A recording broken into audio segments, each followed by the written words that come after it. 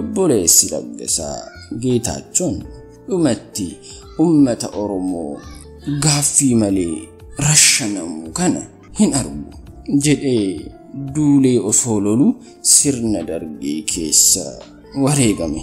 Jaal Laggasaanis roorroo ummata kanarratti baay'ate kana obsee erga dadhabeen booda dachee obboleessi kiyya irraa deeme wareegamii irra taa'e Dargii waliin hin nyaadhu jedhee boo'icha obboleessa isaa irratti argame.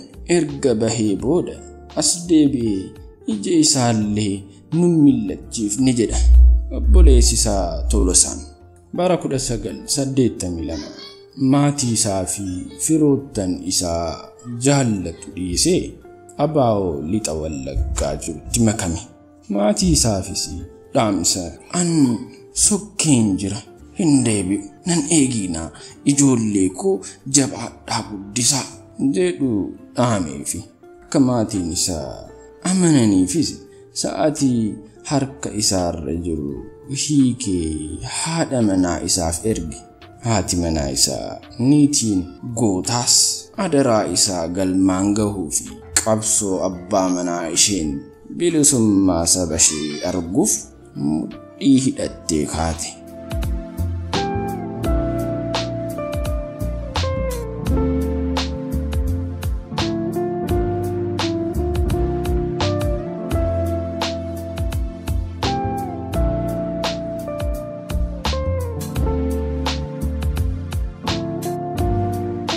Tooftaa fi dandeettii Laggasaan lola waraana keessatti qabu gootota biroo irraa adda ture.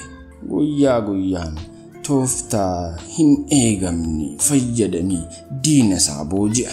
Kana irratti hundaa'uun Jaal Laggasaan bara 1983 barumsa siyaasaa fi leenjii waraanummaa marsaa 18ffaa gahumsaan baratee xumure.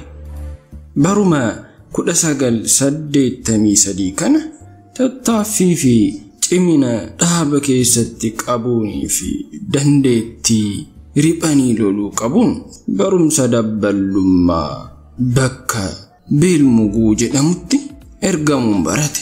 Akka baratee baheenis dirqama dabballummaa bahuuf zoonii Beegiitti ramadame. Jaal Laggasaan iddoo kanatti gahee haala addaa fi bu'aa qabeessa ta'een hojjechaa osoo jiru Dargiin kufe. Caamsaa 20 1983 wayyaaniin aangoo qabatte.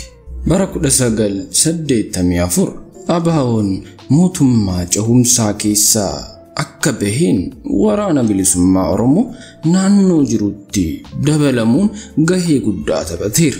Bara 1985 ammoo waraana daangaa Sudaanii fi Itoophiyaa irra ture waliin leenjii loltummaa of cimsuu horatee jedha obboleessi Jaal Laggasaa.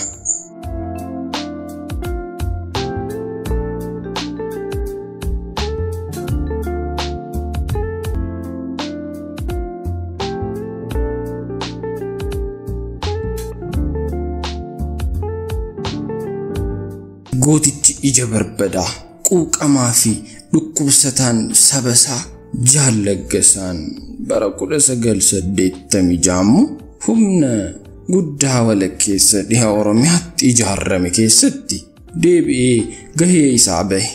Waraanni bilisummaa Oromoo cimee itti fufus mootummaan wayyaanee humna jabeeffachaa dhufuun itti ulfaachaa dhufe. Ta'us olaantummaa isaanii agarsiisuuf Jaal Laggasaan duubatti hin deebine.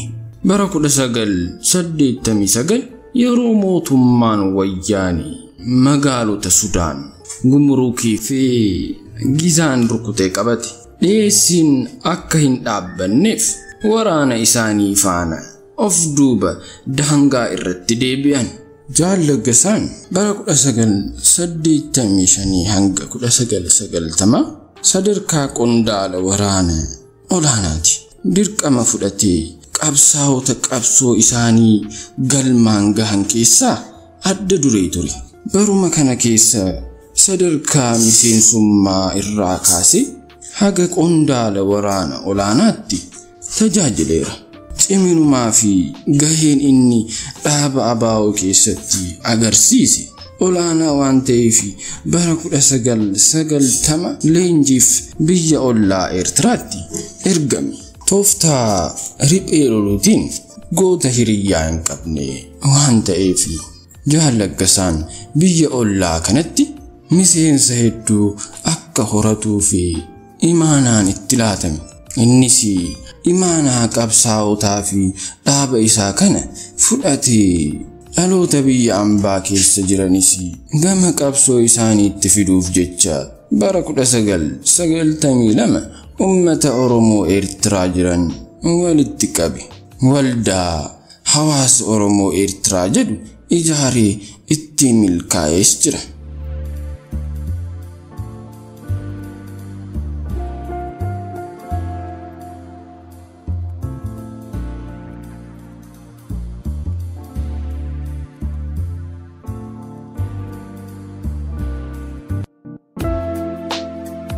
Jaal Laggasaan iddoo qabsoon barbaaddee fi qabsoon barbaachisetti nuffii tokko malee adda durummaan hirmaatee gahee olaanaa bahaa ture.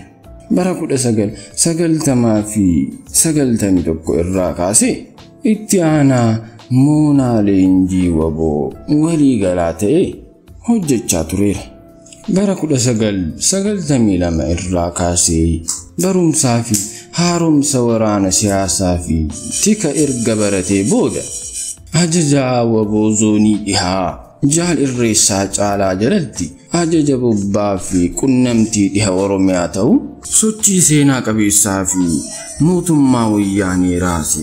Waboo bara 1994 Baddallee dhiha Oromiyaa Qebbee Dambidolloo Gidaamii Beegii fi Mandii keessatti tahaa turan irratti akka ajajaa waraanaa fi siyaasaatti hoogganummaa mul'ata kennee jira.